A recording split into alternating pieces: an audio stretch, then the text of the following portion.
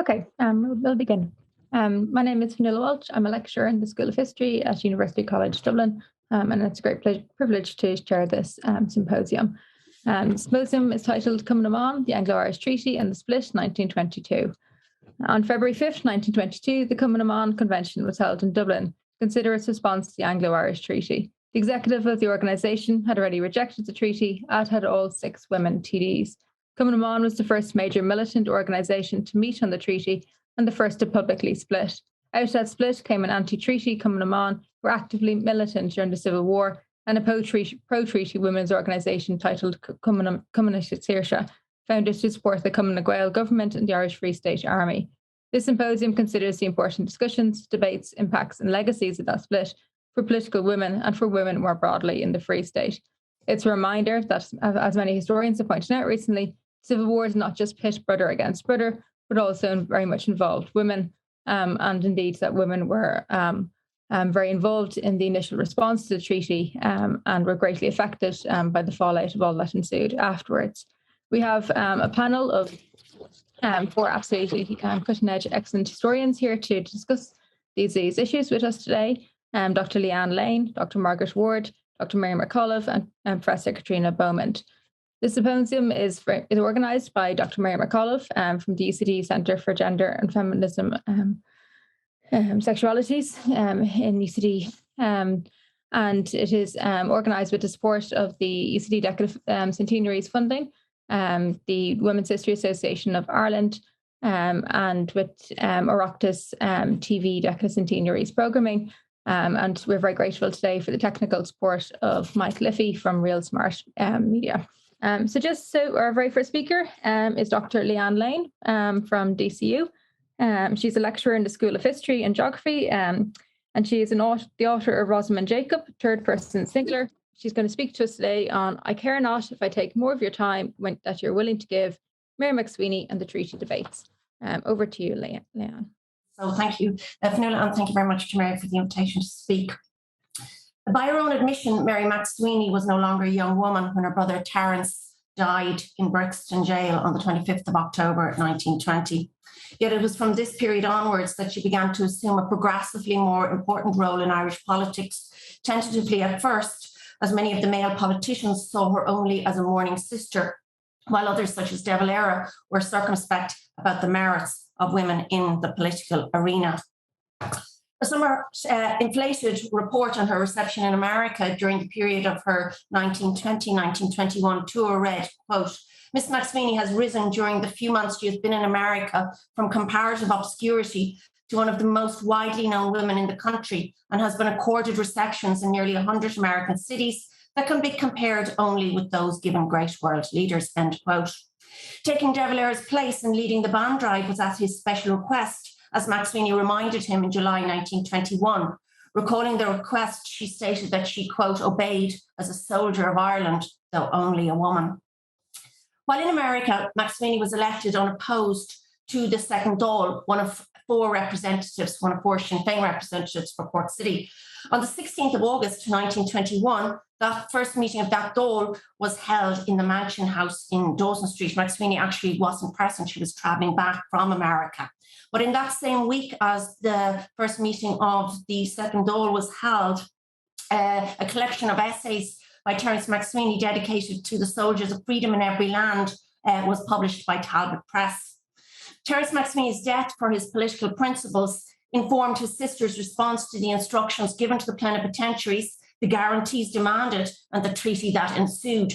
MacSwiney returned repeatedly to his writings, and his words permeated and suffused hers as she stood, often to male ridicule and sniggering, resolutely and indefatigably, quote, for a republic that cannot die. Ireland would not, she declared at a speech in Cork in September 1921, quote, lower the flag for which our martyrs have died.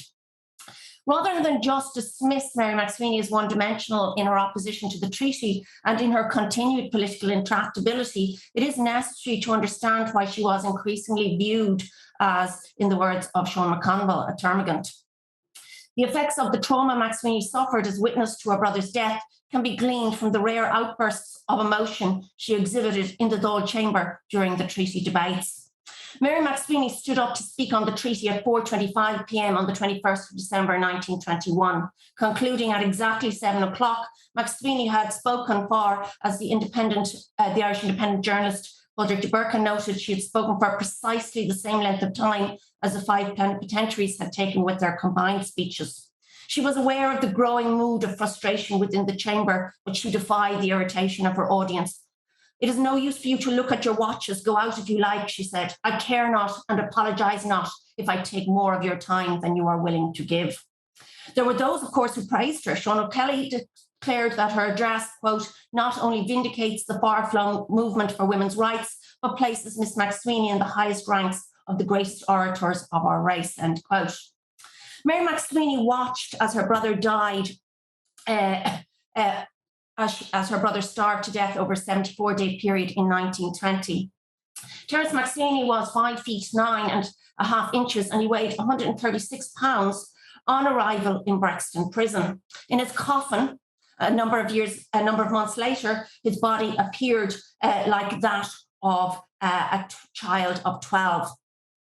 In his Bureau of Military History witness statement, Michael O'Donoghue, who formed part of the IRA Guard of Honour when Terence McSwiney reposed, when the body of Terence McSwiney reposed in the City Hall in Cork, recalled that beneath the glass cover lay the shrunken corpse, the face small, pinched, but very serene. The most striking feature of the body was its smallness, like that of a child of 12. The folds of the uniform piteously accentuated the mummy-like contour of the corpse. From the parchment pallor of the face and hands, it seemed as if the whole body had not alone been drained of blood, but dehydrated as well. So this is something that McSwiney witnessed. She witnessed her brother go from a fairly healthy individual to looking like a child of 12 in his coffin. Mary McSwiney's role was not that of a passive, worried sister sitting by her brother as he lay on his prison bed. Prison visits were combined with visits to government officials and embassies. She lobbied trade union officials and the medical officers in Brixton. This cannot have been anything other than tiring and stressful, particularly as the days passed and Terence inched closer to death. While Orto Brian had the political contacts and presence in London, it was Mary McSwiney who spearheaded the campaign to support Terence and garner maximum publicity with a view to effecting his release. Her refusal to adopt a supplicatory position in her dealings with prison staff, the medical officers who attended her brother, and government officials such as Sir Ernest Lee Blackwell and Sir Edward Short meant that she came across as a difficult woman who did not know her place. She was, of course, a sister who was fighting for the life of a beloved brother. There was a gendered dimension to the derision and scorn that McSwiney experienced both during Terence's hunger strike and again during the treaty debates. The perception of her political extremism was arguably heightened by the fact that she was a woman. Taking on the patriarchal establishment as she did in Brixton was transgressive, as arguably was her lengthy speech in the Dáil in December 1921. In his medical report on the 23rd of October 1920, Griffiths, one of the medical officers in Brixton, wrote, quote, "Miss McSwiney asked to see me last night and behaved in an extremely unpleasant and disorderly manner in my room. She was," he wrote, "troublesome." Indeed, when she visited her brother in Frongok in 1916, Colonel Lambert, the commandant of the camp, declared that, quote, "she used language which, had she been a man and not a woman, would have resulted in her being handed over to the police under the Defence of the Realm Act." Notwithstanding de Burke's statement that Mary McSwiney never once mentioned the name of Terence McSwiney during her Dáil speech, her anti-treaty speech, she was a woman who had suffered ultimate loss and witnessed, in the words of her sister Annie, scenes that were, quote, "agonising beyond anything I could describe." Her brother's political life and death reverberated throughout her speech, even if his name was not explicitly uttered. McSwiney's anguish was palpably on show when she appealed to the House, quote, against the sneers of Arthur Griffith at the length of her speech, claiming her, quote, "right to speak for the honour of my nation based on what she went through for 74 days at Brixton." In the last week of his hunger strike, Terence McSwiney's family watched as he became quite unlike himself. On his last Wednesday, he was, Annie McSwiney recorded, on the verge of delirium, constantly struggling against the fear that he would be at the doctor's mercy and given sustenance if unconscious. The family witnessed him, quote, "striking out at those who came near to him. It was, Annie MacSwiney wrote, agonising to see all the pain and struggle, to see him being subject to such torture. Her declaration that, quote, none of us will ever forget the horror of that place, Brixton Jail, is vital in understanding the response of Mary MacSwiney to the treaty. She was not merely a cipher for the extreme element within republicanism during the treaty debates. She was a woman who had suffered extreme loss and witnessed, as Annie stated, agonising scenes. It is, of course, very important to underscore that Mary MacSwiney was a firm Republican in her own right. As de Burke noted, those listening to her speech on the treaty, quote, wondered whether she was a teacher or the disciple of Terence MacSwiney. In her speech, she noted that she and all belonging to me absolutely refused to join Sinn Féin until Sinn Féin became Republican. MacSwiney was concerned to strengthen the resolve of those she addressed in her speeches on return from America to an understanding of the real likelihood that the war with Britain would recommence. For MacSwiney, the value of the peace talks was, as she declared during the debate in December 1921, that the value was at the level of propaganda. It was a victory, she said, that Michael Collins, quote, a man called the head of a murder gang, could sit at the same table with Lord George as representative of the Irish people, end quote. A further merit, she said, was, quote, to show the world that we are a reasonable people. In the debate on the ratification of the plenipotentiaries on the 14th of September, MacSwiney declared, quote, if there were people who did not believe in compromise, let them now say what they had to say or forevermore hold their peace, end quote. There were those who adopted a dismissive tone towards her. Ernest Blythe recalled that following her speech, she, quote, wound up pointing her finger directly at me. I only laughed at her. In a reference to, quote, an uncompromising minority in the September debate, and the necessity to suffer to bring forth the Republic, MacSwiney was not just drawing on her own experience of trauma at watching her brother endure protracted and agonising death. She was also bearing witness to his beliefs. Terence MacSwiney wrote, quote, of the men who held the breach, who knew they stood for truth against which nothing can prevail, and if they had to endure struggle, suffering and pain, they had the finer knowledge born of those things, end quote. As the treaty talks began in London, the Abbey Theatre staged Terence MacSwiney's The Revolutionist, published and set in 1914. Prophetically, the play's central theme was the necessity for individual self-sacrifice in the form of death to bring about national unity. On the first day of the peace conference, crowds of Irish sympathisers assembled at the end of Downing Street, approached by the Irish delegates. Hymns were sung, the rosary recited, and flags waved in scenes of wild enthusiasm, as one paper recorded. As the crowd shouted out the names of prominent Irishmen, Terence MacSwiney was spoken of reverently.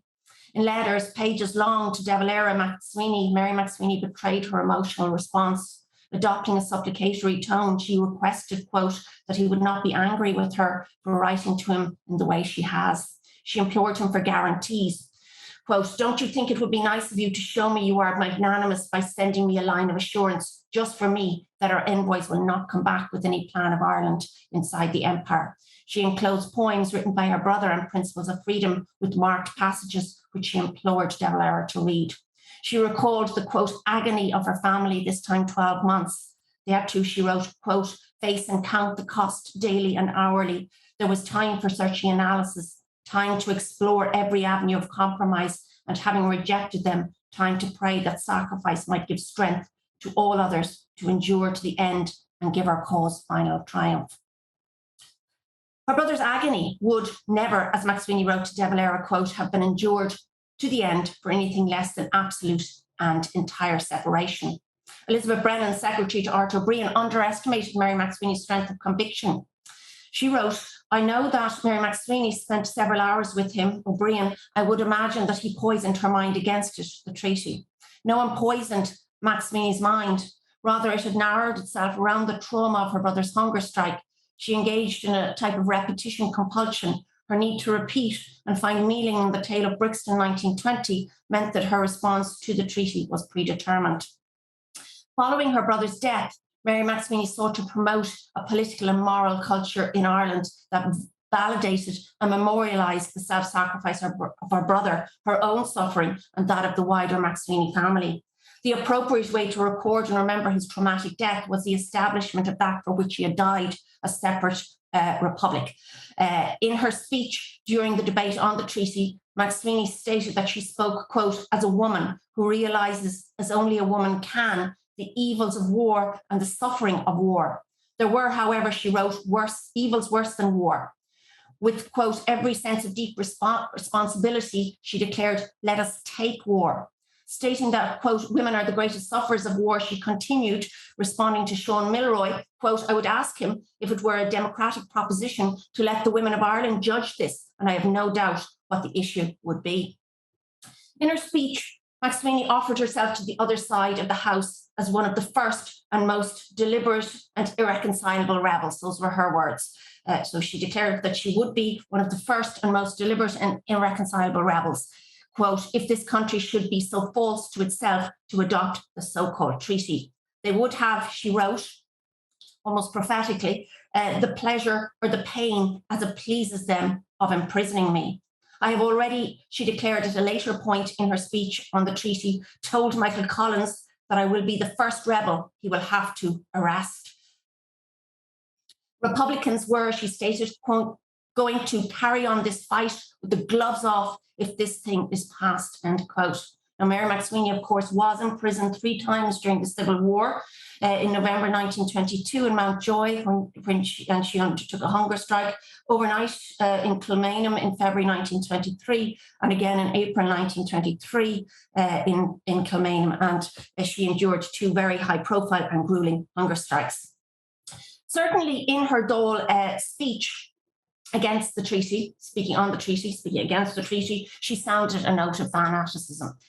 She said, if England, quote, exterminates the men, the women will take their places. And if she exterminates the women, the children are rising fast. And if she exterminates the men, the women and children of this generation, the blades of grass dyed with their blood will rise like the dragon's teeth of old into armed men, and the fight will begin in the next generation, end quote.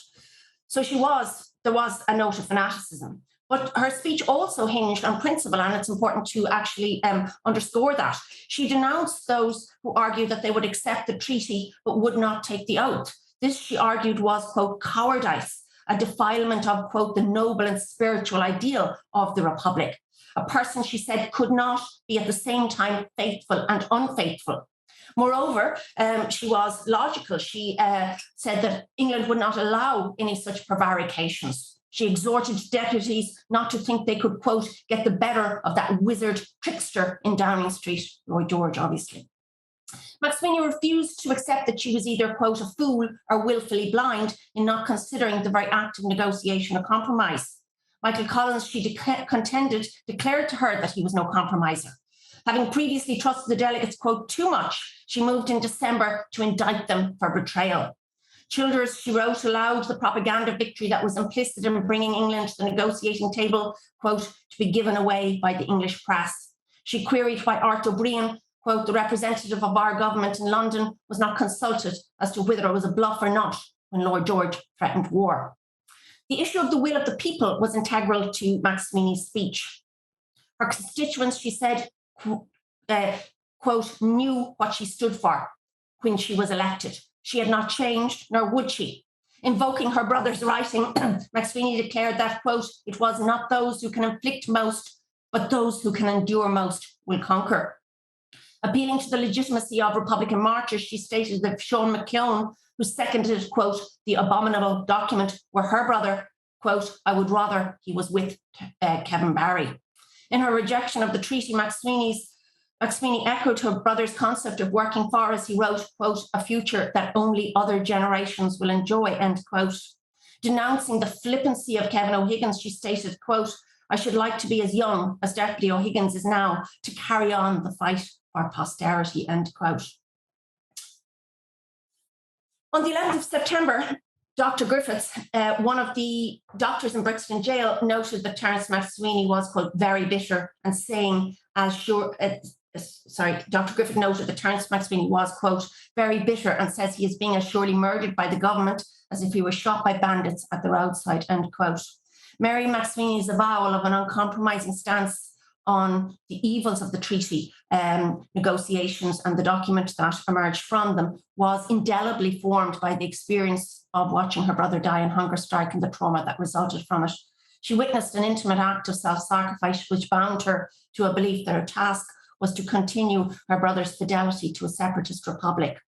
When Mary McSwiney declared in the Dáil that Ireland had, quote, stood on a noble and spiritual ideal for the last 3 years, she was referring to sacrifices of men such as her brother. Betrayal of the Republic for her would have meant betrayal of her brother she loved and admired, and would have been almost impossible for her to think and feel in any other way. Thank you. Thanks very much for that, Leanne. That was absolutely fascinating. As I will keep questions to the end after all the papers. So our next speaker is Dr. Margaret Ward. She's going to speak on Cumann Debates the Treaty. Dr. Margaret Ward will be familiar to many of you. She's an honorary senior lecturer in history at Queen's University Belfast. Her many publications include Hannah She Skeffington, Suffragette, and Sinn Féiner, her memoirs and political writings. And the biography, Fearless Woman, Hannah She Skeffington, Feminism and the Irish Revolution. A pioneering book, Unimaginable Revolutionaries, Women and Irish Nationalism, was first published in 1983 and is now available in a revised and updated edition by Ireland House. So over to you, Margaret.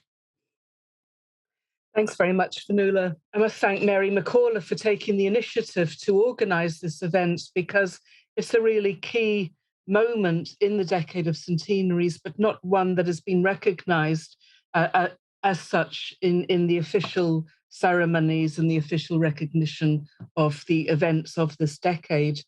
So I'm very pleased that we're able to gather here and put this marker down.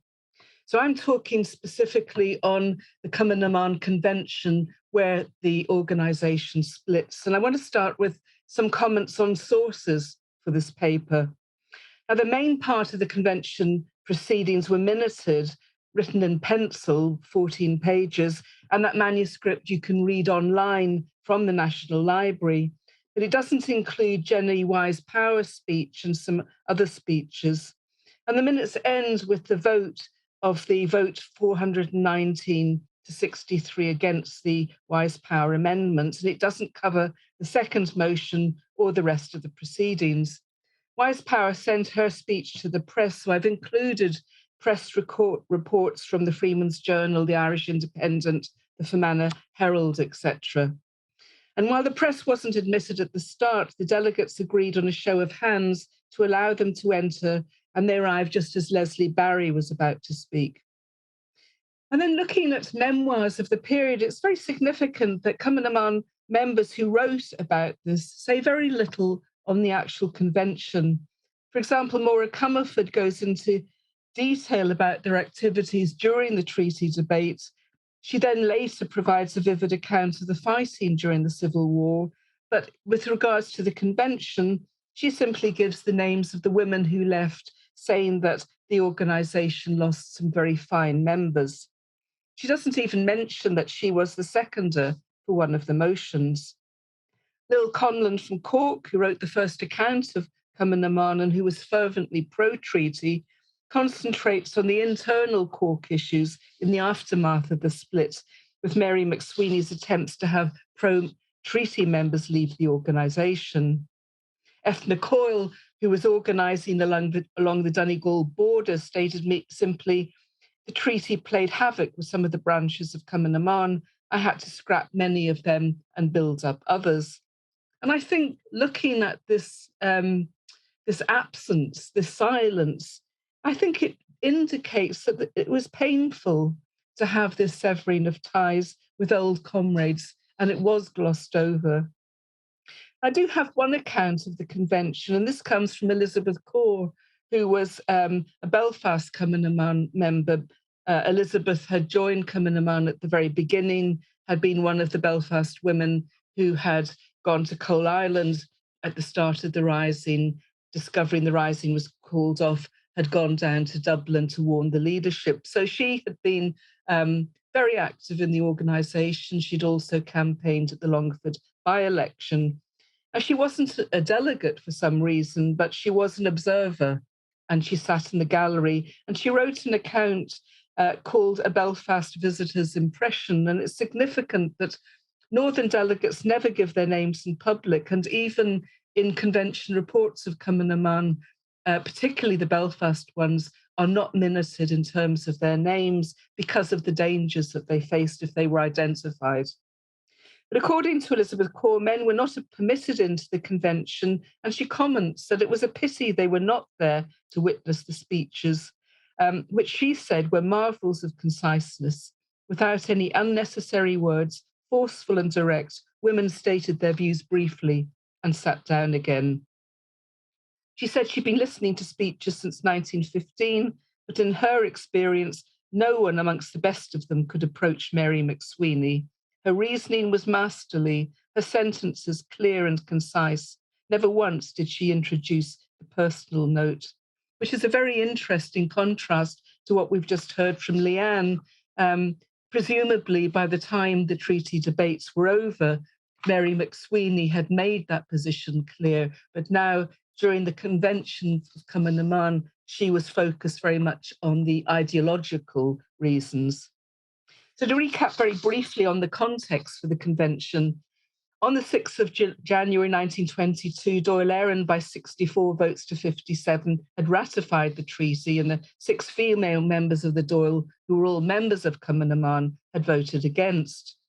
Bridie O'Mullane, who was an executive member and organiser for Cumann, was keenly following events, and she said throughout those discussions, the organisation was busy to, quote, making preparations for the possible resumption of hostilities.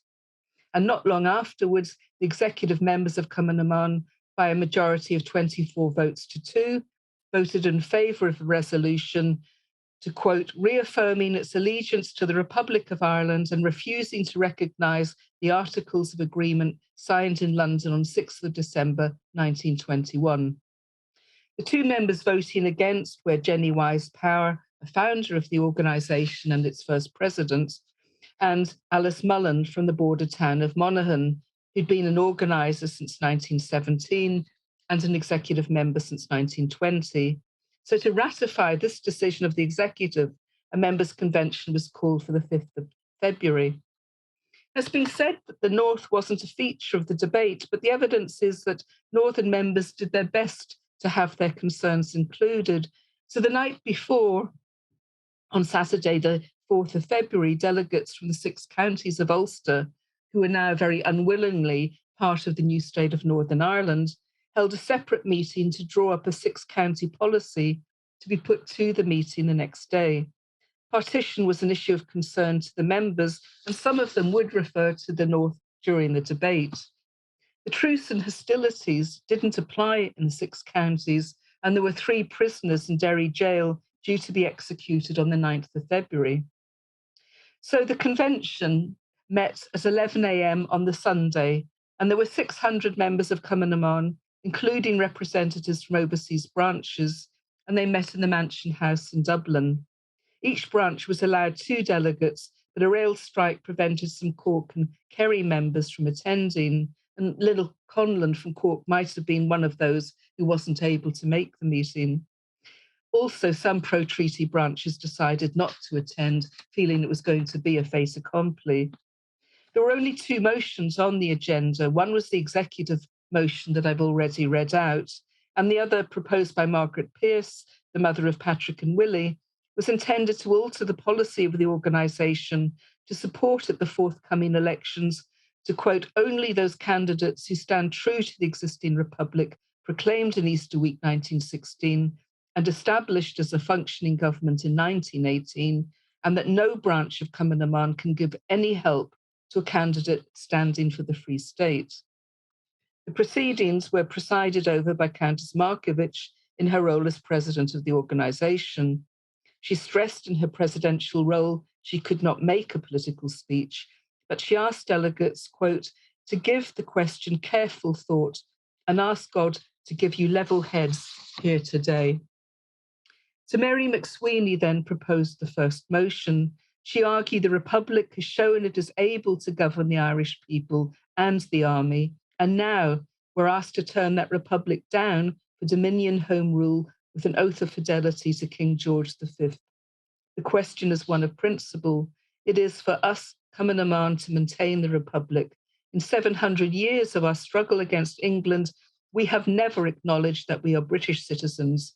To acknowledge the treaty is to acknowledge that we are British citizens. And that motion was seconded by Miss Breen, a delegate from Killarney. Leslie Price Barry, an invaluable member since before the Rising, who'd recently married the prominent IRA man Tom Barry, referred to the fact that in her eyes, the treaty, to quote, had let down the people of the North who had suffered frightfully during the last few years. By accepting the treaty, she said, we hand over the people of the North to the enemies who tortured them. Leslie had trained as a teacher at St. Mary's College in Belfast. She obviously knew women from her time there and was possibly lobbied by the Ulster delegates. Alice Mullen then stood up to say she supported the treaty and added, we are not let down in the North. There were a few other speeches, but we come to the intervention of Jenny Wise-Power, the founder and first president, and an activist since her days with Anna Parnell and the Ladies' Land League in the 1880s. Wise-Power hoped her amendment would avert a split in the organisation. And this is it. The convention reaffirmed its allegiance to the Republic, but realising that the treaty would be a big step towards a republic, they would not work obstructively against those who were supporting the treaty, either in their putting the treaty before the people or in its subsequent working, should it be accepted by the Irish people at the election. So she also urged Cumann to take no side at the general election and declared she was very emotional in this. It required some courage for her to say what she intended to say there. She had nothing to put before them in the way of a heroic record, except that her life had been spent in drudgery for the service of Ireland. She was clear that the women were auxiliaries to the men of the IRA, and remembered that the IRA had not met yet. It hadn't decided its position. Cumann is the first organisation to do so. So she said it was therefore premature for them to register a decision before the IRA had declared what they were going to do. She challenged her audience if they really intended to go out in the open against Irish men who had fought and nobly worked for the Republic. If they intended to obstruct the Free State, she went on to argue they wouldn't be able to send their children to the schools of the Free State. Elizabeth Corr, watching proceedings from the gallery, wrote that Wise-Power's final statement, "You have seen the British troops going," was greeted with cries of no, with the Northern delegates shouting out that they were being drafted into the 6 counties. We want a republic, nothing else. The meeting was then adjourned at 1:45 p.m. after several other speakers had been heard, and it resumed at 3:30 and continued until 6:15. In this heated discussion, Min Ryan, who was now Mrs. Richard Mulcahy, deplored the introduction of personalities and declared her belief that the Republic could be obtained through the Free State within a short time. A lot of them took the Michael Collins stepping stones position. Another supporter of the amendment, Mrs. Porter, said she had lived in South Africa for a number of years, and from her experience, wisdom would be on the side of acceptance of the treaty. But most speakers were firmly on the side of rejection. Margaret Skinner, wounded while on active duty during the Easter Rising, argued, to quote, "It was not a question between the Republic and the Free State. It's a question between the Republic and the British Empire." For Sheila Bowen, no material advantage would recompense for a spiritual surrender. Miss O'Byrne from South Armagh said her district was always consistently Republican. Anya Kent asserted that the Free State was a sop for the Republic, and one of Kathleen Clark's sisters objected to becoming the state of the British Empire, the greatest force for evil that the world has known. Miss Cunningham from Macroom declared they would accept death before dishonour. In winding up this heated debate, Mary MacSwiney paid tribute to the contribution of Wise-Power, adding, however, to quote, "She was intensely surprised to hear her advocate that they should wait for the men, for she," meaning Wise-Power, "was fighting when many of them were in their cradles for women's right to take their places in the councils of the nation. If the IRA became a Free State army, were they going to work for them? Cries of no. Therefore, why wait for the men? Rather, let it be their place to give them a lead if they needed it." So the amendment was eventually defeated by 419 votes to 63, with some abstentions, and the original resolution was then put and carried. For the 62 Ulster branches, the outcome of the vote was critical to their whole future, and Cork captured the drama of the moment. She said the counties were taken alphabetically, beginning with Antrim, and our delegate's name was called first. Her Need Toil was flung into the assembly in a voice that could have been heard at the Cave Hill. Up Belfast, said my neighbour on the gallery. The other Belfast and County Antrim delegates were as emphatic. Sometimes a delegate, not sure of her Irish, said against, but nearly all used the Irish. The amendment to the Constitution regarding support for Republican candidates at the election was then proposed by Margaret Pearse, who said she'd given her all for the Republic, but would not say a word against the men who stood for the treaty, who, although they had done their best, had erred as bold children do. They didn't do what they were told. She didn't believe Lloyd George could declare war upon them. In seconding the motion, Maura Comerford said a failure in the election for the Republic would be as great a failure as if they had never started it. But despite this major split in the ranks, members seem to have been united in their attitude towards the North. And I think this is very interesting, and I can't explain how they stayed together for this motion. The resolution that had been devised by their Northern members was introduced by Min Mulcahy and seconded by Mary McSwiney, so women from the opposite sides of the split. And it was passed unanimously that we, Cumann, assembled in convention, to hereby call upon the women of Ireland to join us in reimposing the boycott on Belfast, unless the political prisoners lying in jails in the north of Ireland, particularly the 3 men condemned to death in Derry jail, were at once released. Markievicz, outlining the future programme of the organisation, now that this momentous decision had been made, attempted to calm passions, urging members not to oppose those working for the Free State if they were working on Republican lines, for example, in introducing Irish into schools. She added her voice to those who called for no abusing and no anonymous letters. The issue extending the franchise to women between the ages of 21 and 30 before the calling of an election had not yet been decided by the Dáil. This is before Kate O'Callaghan put forward her motion. And Cumann agreed to participate in women's delegations to Arthur Griffith and Eamon de Valera to lobby for their support in lowering the voting age. Those who supported the treaty now resigned from Cumann. So the militants in the organisation now had a mandate to undertake activities that supported the motions agreed upon. In enforcing the Belfast boycott, Ethna Coyle from Donegal, with a small group of women, patrolled the railway lines along the border, removing at gunpoint newspapers which were burnt on the station platforms. There had been moves from within Cumann for a number of years to move from its role simply as an auxiliary to the IRA to becoming an independent militant women's organisation.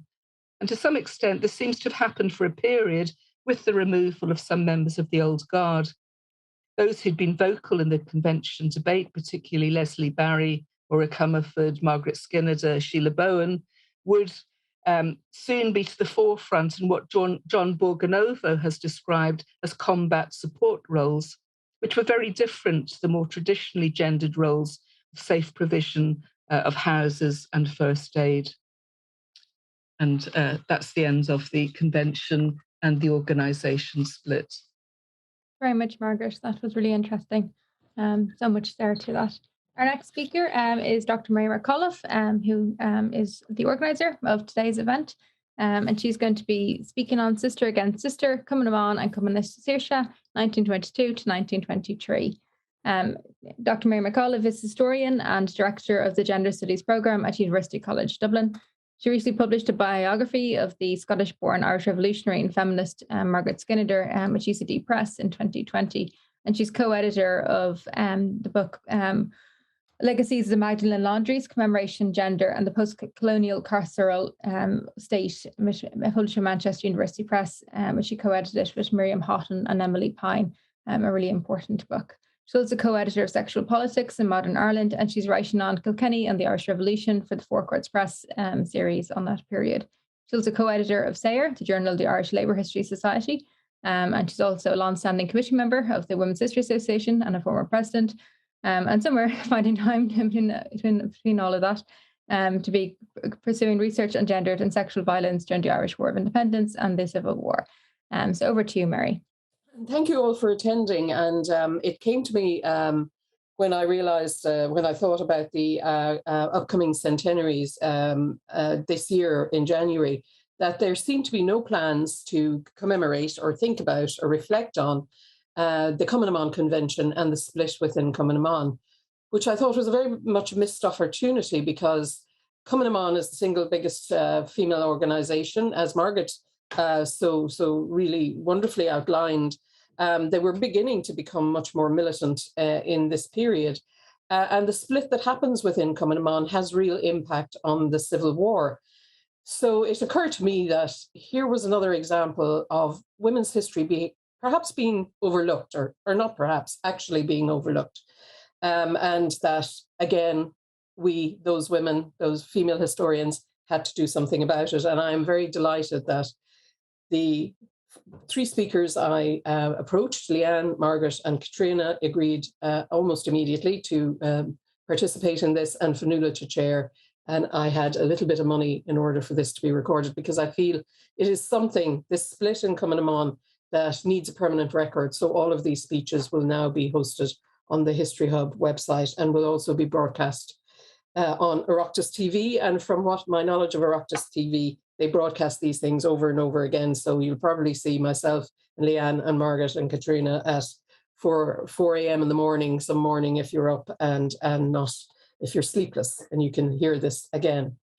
What I want to look at is what happens after the split and when Jenny Wise Power and those other leave Cumann. And you've already heard here about the Dáil debates, so evocatively spoken about by Leeann, particularly Mary McSwiney's contribution, and of course she was very important at the convention, and about the Cumann Convention itself, in which the majority took the anti-treaty stance. What I want to look at in this paper is the implications of the split in Cumann, and begin that conversation that I think we're beginning to happen, but I think we need to have it more and more, which pushes back against this trope of brother against brother in the Irish Civil War. That the impacts and legacies of the split are very powerful and very important among political and militant women in the immediate and in the long term. The immediate result of the vote on February the 5th, of course, was the departure from Cumann of many long-standing and senior central figures. Founder member and pro-treaty supporter Jenny Wise Power offered her resignation, which was accepted with regret. But she wasn't the only senior member to leave. Others included Min Mulcahy, or Min Ryan, who is now married to Richard Mulcahy, who had been active in Cumann since 1914, and indeed is one of those people who Roy Foster so vividly evokes in his book Vivid Faces. She had been more or less a fiancée to Sean McDermott, and was the person who saw him last before he was executed in 1916. And the Ryan sisters are very interested in this. All of her sisters are very political, and they do split on the treaty. Also on the pro-treaty side were other founder members, Elizabeth Bloxham and Louise Gavin Duffy, as well as other well-known women, not officially members of Cumann, but supporters of nationalist politics who voiced pro-treaty stances.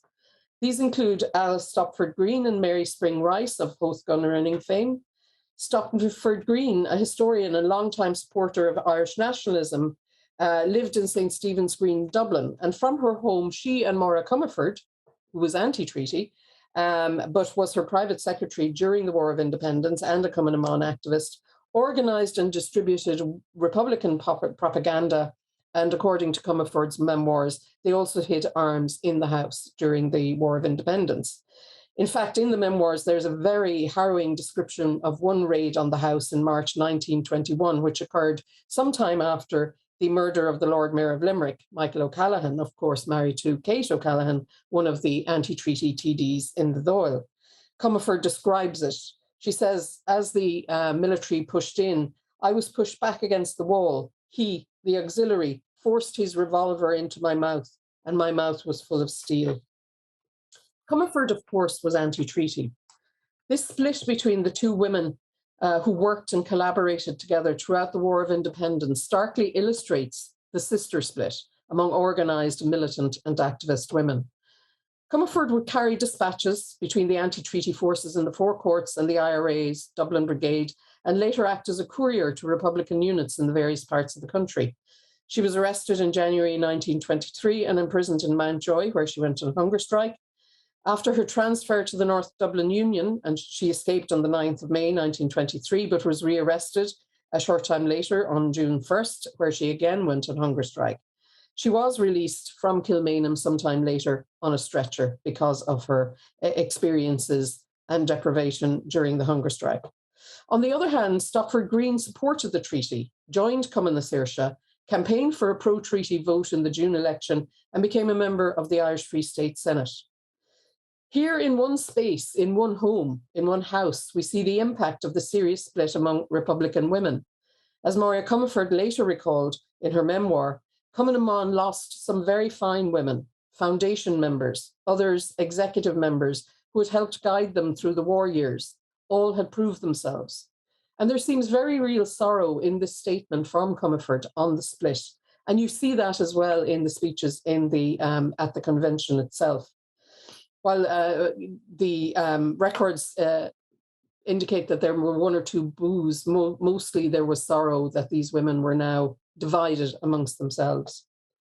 While the anti-treaty women in Cumann began to organise, and many would later become involved in many anti-treaty military campaigns, their pro-treaty sisters, all serious activists, well used to organising, were not going to allow the field to Cumann. On March the 12th, 1922, in the Mansion House in Dublin, Jenny Wyse-Power addressed a meeting and emphasised the necessity of having an organisation which would give a platform to those women. Next slide, please, Mike, who supported the treaty. She said, an idea had gone abroad that all the women were against the treaty. Their presence here in Dublin shows that there were women who saw the course they proposed to adopt was the right one from the national point of view. When the constitution of the new organisation, that is Cumann na Saoirse, was proposed, they would see that the women of Irish nationality need not be ashamed or afraid to go to them in that organisation. They believed that through the treaty and through the parliament of the nation that would be set up, they would gain freedom quicker than through any other means. The women of Ireland, not the noisy faction of them, stood where they always stood, on the bedrock of Irish nationality. So here you can see Jenny Wyse-Power echoing the idea of the freedom to gain freedom. She didn't see the treaty as something that was set in stone, but that it was a considered stance, similar to the stances taken by many of the anti-treaty political women. These women had thought long and hard about their ideologies and where they were going to stand. On March 15th, 1922, the Irish Independent discussed this remarkable gathering of women, as it said, under the headline of the birth of Cumann na Saoirse. It does claim that there were about 1,500 women at the inaugural meeting, although 700 seems now to be the more accepted number, similar to the number that actually were at the convention on February the 5th, 1922. Either number demonstrates that Cumann na Saoirse did have the support among a wide swathe of political women. Joining Wyse-Power on the platform was Alice Stopford Green, whose proposal for their constitution was adopted. It read, Cumann na Saoirse is an independent body of women pledged to work for the securing and maintaining of Ireland's rights as an autonomous and sovereign state to determine freely her form of government. This was accepted, and from then on, Cumann na Saoirse began to organise quickly around propaganda campaigns and election campaigns for the upcoming election, particularly to get pro-treaty candidates elected. Min Mulcahy recommended at the meeting that Cumann na Saoirse work to get pro-treaty candidates elected, but not imitate the methods of their opponents. And you begin to see here the idea that the Cumann women were the wild women, were those that the Cumann na Saoirse women had to be more respectable, better behaved. And that split in ideology, but also in the type of woman that either were, is beginning to come into the discourse very early on and will continue on throughout the existence of Cumann na Saoirse in opposition to Cumann.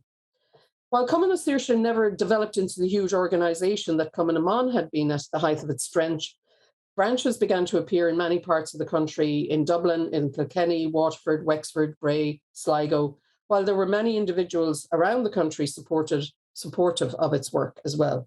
Next slide, please, Mike. Initially, they produced the first campaigning points of any pro-treaty organisation for the election. In their points for canvassers, it divided the issue into 7 points of what, number 1, the treaty rids us of, and number 2, what the treaty gives us. And you can see there the different things that they listed out, that it would rid us of the police force, trained for political espionage. And of course, so many of these women had suffered reprisal raids by the Black and Tans and by the RIC. It would raid British control of the purses and British taxation and the stranglehold on Irish trade and industry. It would give us a regular Irish army, a regular Irish police force, control over education to build up and restore the language and culture, an Irish parliament with full power to make laws and not have it subject to any British veto, an Irish executive subject only to the authority of the Irish Parliament, and power to develop our own resources and industries.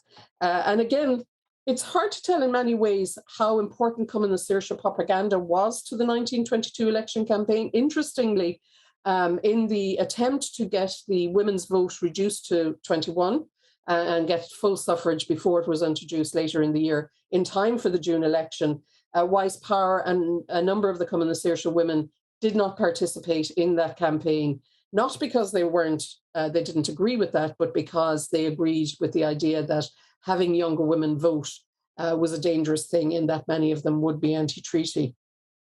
However, because of the Collins-De Valera Pact signed in mid-May 1922, where the pro and anti-treaty side agreed to fight the election jointly and form a coalition government afterwards, the main activity of Cumann na Saoirse was moot in many ways. So it decided that women could go working for the return of pro-treaty candidates, but were not debarred from working for other panel candidates, anyone they would choose to campaign for.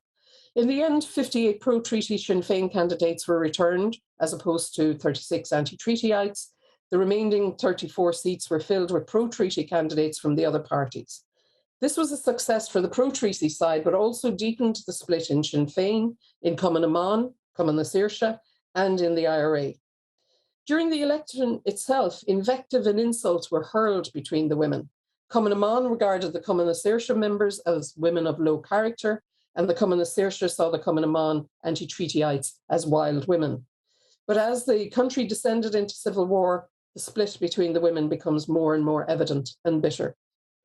Cumann na Saoirse would last another 18 months, and by December 1923, with most anti-treaty prisoners released and the civil war effectively over, it would dissolve itself.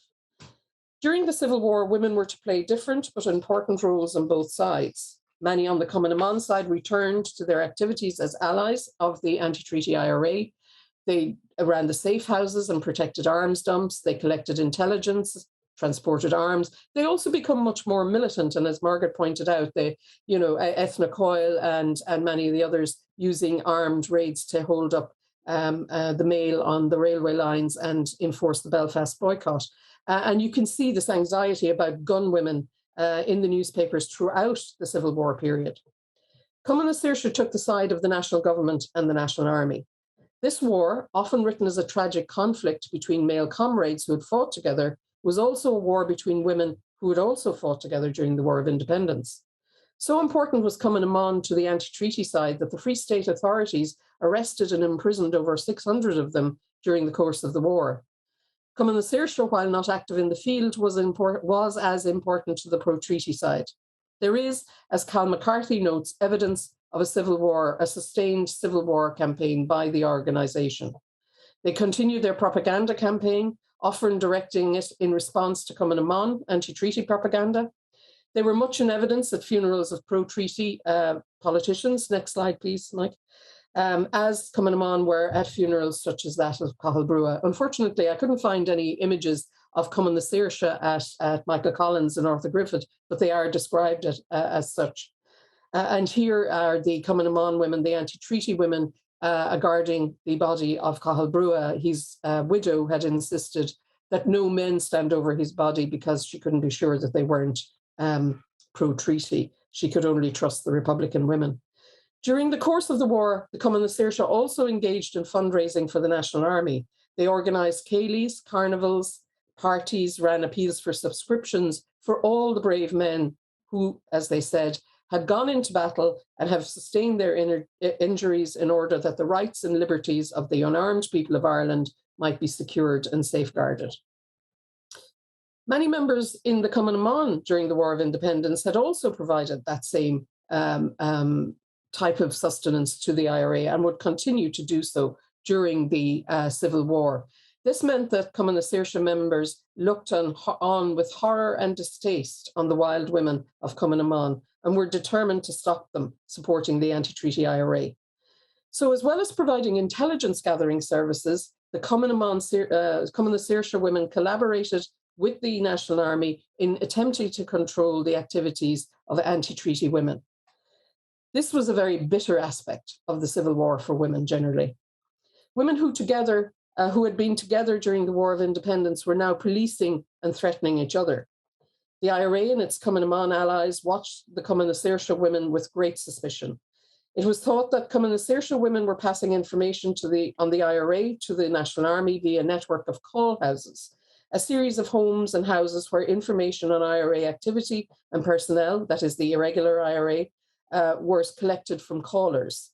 This call house network worried the IRA so much that GHQ warned its membership of their existence. The women also spied on each other. Next slide, Mike. Sheila Humphreys and Mary Deegan of the anti-treaty side organised intelligence gathering on Cumann Saoirse. For instance, Roisin Colbert of the Ranelagh branch of Cumann Mon was instructed to join Cumann Saoirse by Humphreys.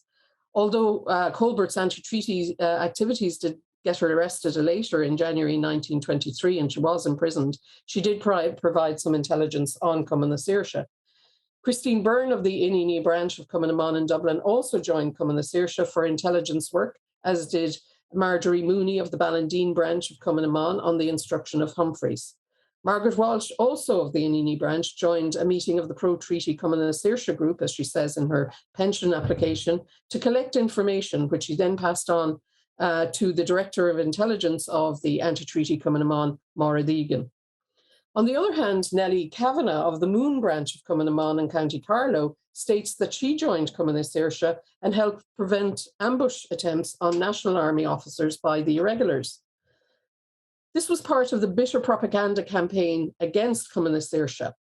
For example, in July, when Jenny Wise Power, as Vice President of Sinn Féin, closed its offices in Harcourt Street, she was attacked in the Republican news sheet, the Fionn, which referred to her as a leading light, and I quote, in the anemic movement, women's organisation known as Cumann Saoirse. On the other hand, in order to lessen the effectiveness of Cumann Mon, Cumann Saoirse cooperated with army forces in stopping and searching suspected anti-treaty women, earning itself the bitter nickname of Cumann the Searchers. And of course, there'd already been during the War of Independence a serious hate of what were called the lady searchers, women who had participated with the Crown Forces and with the Black and Tans and the auxiliaries in searching militant women. And they were used within prisons. Now Cumann Saoirse is providing that service to the National Army. They also helped guard anti-treaty women who were imprisoned in Kilmainham Jail and in Mountjoy. On the 30th of April 1923, 8 of the women prisoners who were being moved from Kilmainham to the North Dublin Union, and a ruckus ensued. Mary MacSwiney and Kate O'Callaghan were on hunger strike then, and the prisoners refused to be moved. Next slide, Mike. According to pro-treaty reports, the women attacked the warders, but according to the anti-treaty side, the prisoners were attacked by CID men, warders, and Cumann Saoirse members. With one Cumann Mon woman, Sorcha McDermott, in a report in ERA, the Irish Nation anti-treaty news sheet, which was May 19th, 1923, it said that she was knocked to the floor by 5 Cumann Saoirse women, stripped of her shoes and stockings and dress, held down by Harry Mangan, the prison adjutant, who knelt on her while the women beat her with their own shoes. When she recovered consciousness, she was out in the passage, lying on the floor partially dressed and her clothes saturated with water, which they had flung at her. Her face is bruised and her lip cut and her body covered in bruises. However, there was violence on both sides. Homes and businesses of those attached to Cumann Saoirse were watched and sometimes attacked. On Tuesday, December 12, 1922, the Irish Farm Produce Store at 21 Camden Street, which belonged to Jenny Wise Power, was attacked with incendiary devices and burnt because of her membership of Cumann na Saoirse. Next slide, Mike. In Tipperary town, Celia Shaw, an organiser with Cumann na Saoirse, down from Dublin, was recognised by Cumann na Mon women. She was taken in her room, interrogated, and her attaché case, which was found to contain notes and literature in connection with Cumann na Saoirse, captured, and basically she was told to get out of town. The Cumann na Mon women communicated to Dublin that all branches of Cumann na Saoirse were banned in their area, and they could and would use every means in their power to make them ineffective. So this shows the type of enmity and bitterness and divisiveness that the treaty brought between what had been the previously united front of Cumann na Mon.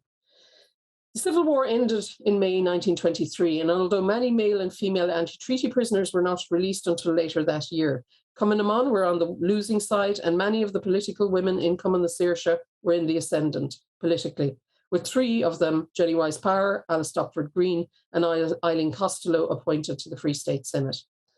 The bitterness of the split and the support Cumann na Mon gave to the anti-treaty side left a hard legacy. Next slide, Mike. Some women, for instance, like anti-treaty Nell Ryan, sister of pro-treaty Min Mulcahy, were bitterly divided from their friends and colleagues. She and her best friend, pro-treaty Senator Kathleen Browne, never spoke again.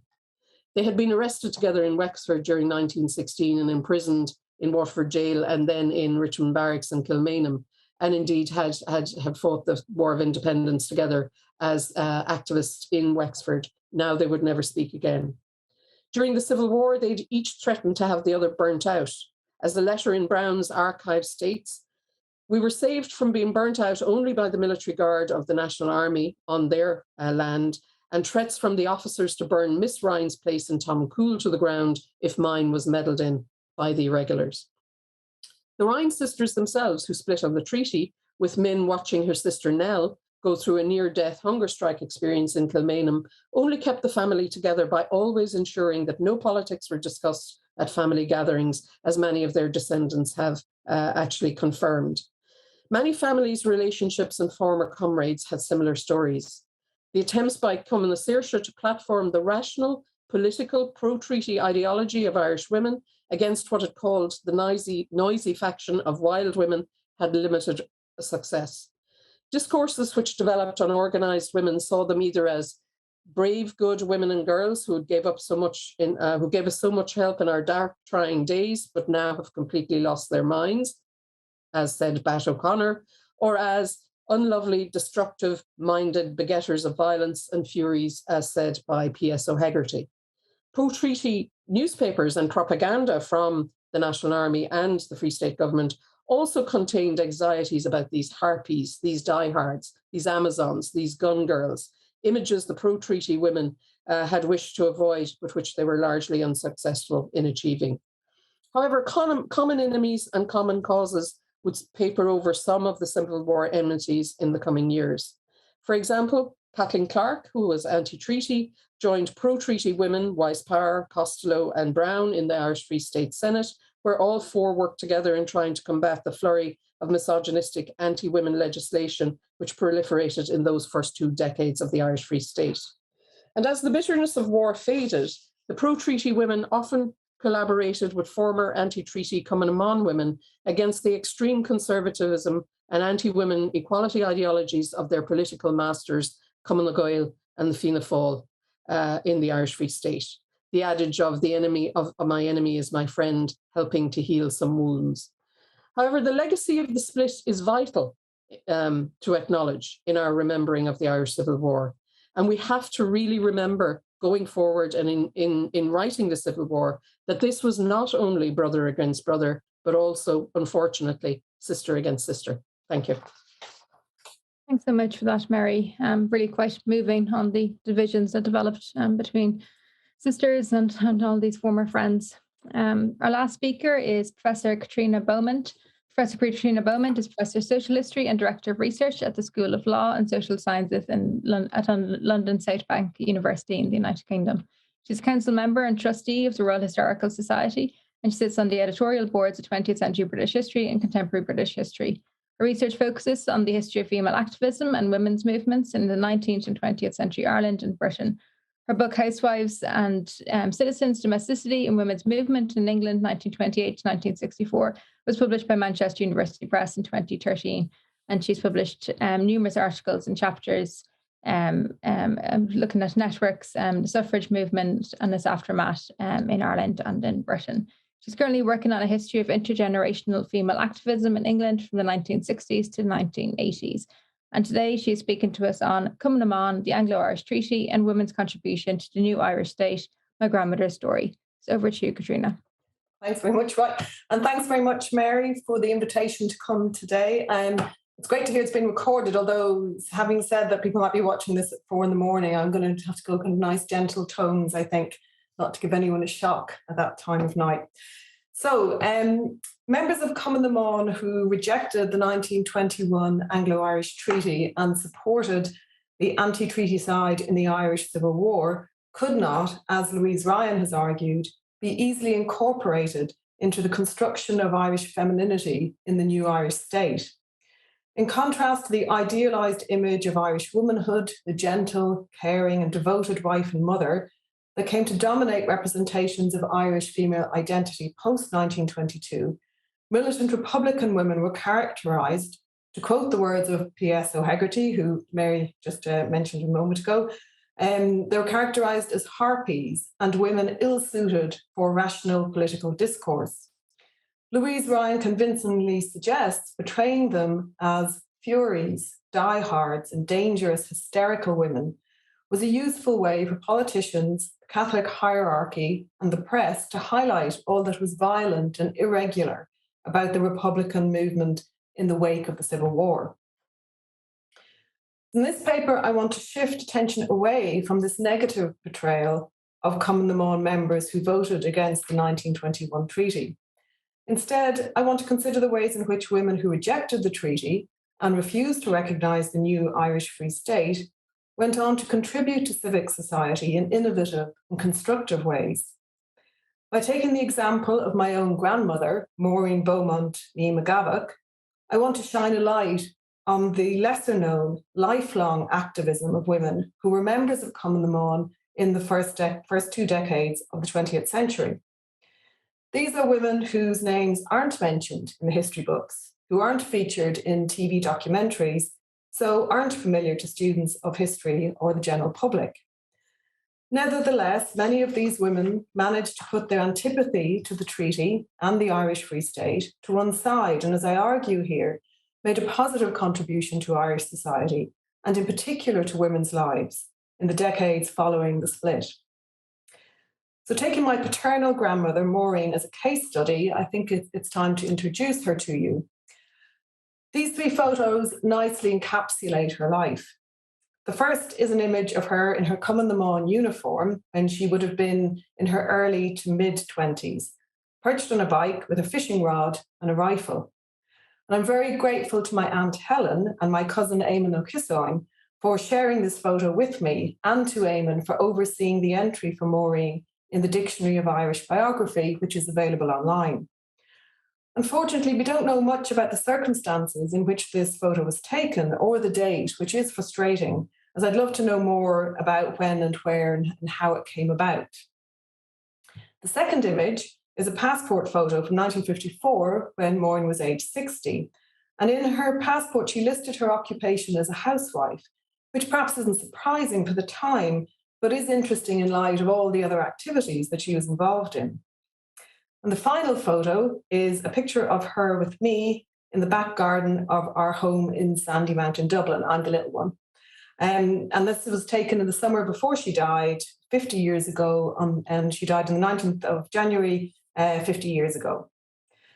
So to me, she was always Mamo, my granny. My father Pierce, mother Margaret, and my 3 sisters lived with us in the same house, so she was very present in my early childhood. I have fond memories of seeking refuge in her half of the house. We lived in a long single-storey bungalow when I was in trouble for something or other, which was quite frequent, and she would reward me with sugar lumps and butterscotch sweets for my trouble.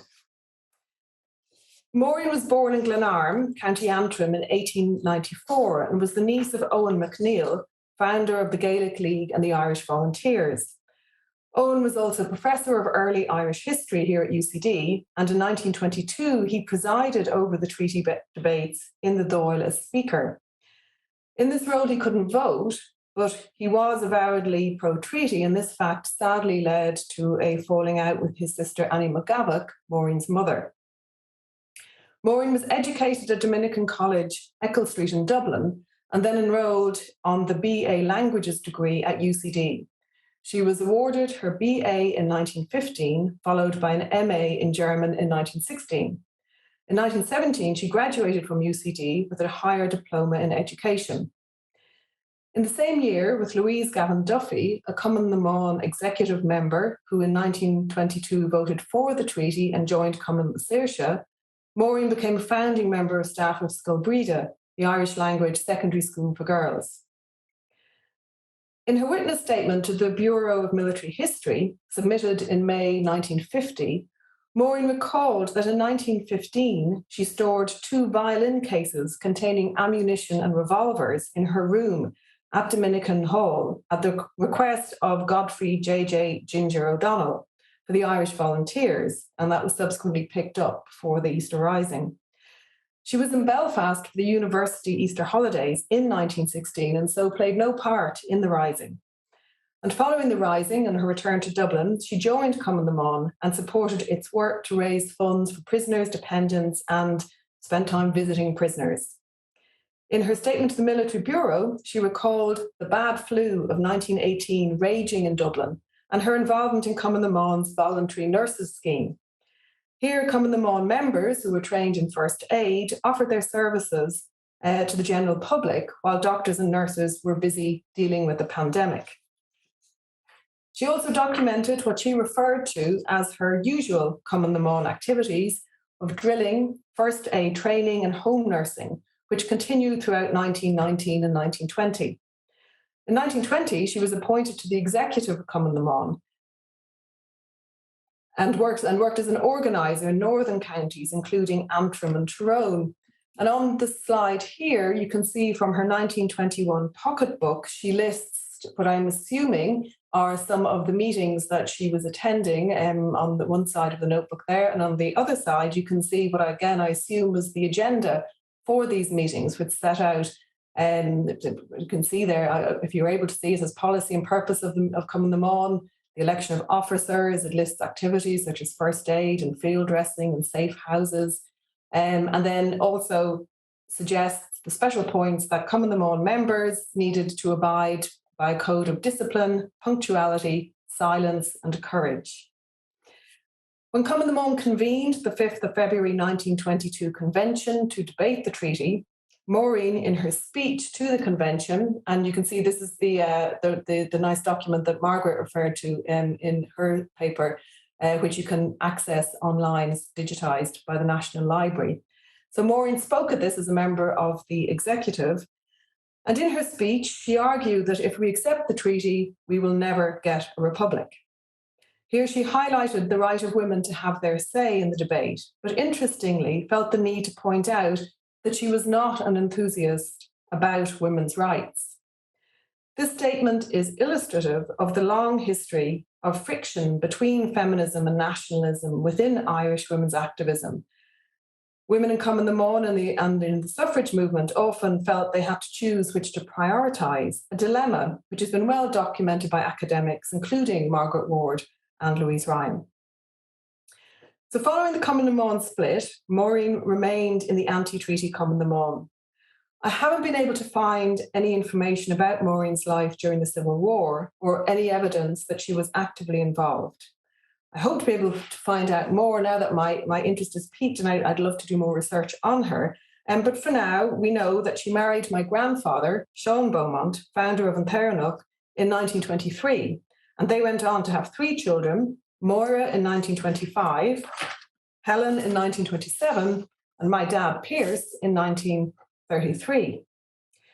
During this time, and well into the 1940s, she worked as an external examiner for education for the National University of Ireland, and travelled to Cork, Galway and Maynooth to undertake this work. I found a letter in her papers dated 1944 where she and an academic at Maynooth are wrangling over an M.Ed dissertation mark. That's something that some of us here can well relate to. So I want to turn now to consider the contribution that Maureen made to Irish society post-1922 through her involvement in a number of civil society organisations which were set up to enhance the lives of women. Her active participation in these groups is notable, although I think we can infer from her 1922 speech at the convention that she would have rejected the label feminist. However, she was obviously committed to improving the social, economic and educational opportunities for women in the new Irish state. In the early 1930s, she was a member of the Dublin Playgrounds Committee, which oversaw the provision of child guidance, home visiting, playgrounds and nurseries in Dublin. This body was affiliated to the Civics Institute, a non-sectarian organisation set up in 1914 following a conference sponsored by the Women's National Health Association. And it's worth noting that the Women's National Health Association was later affiliated to the National Council of Women of Ireland, which successfully brought together a vibrant network of women's organisations, which came to represent the Irish women's movement during the 1920s and beyond. The Civics Institute not only supported social services for mothers, but also was instrumental in the foundation of a social studies course at Trinity College Dublin.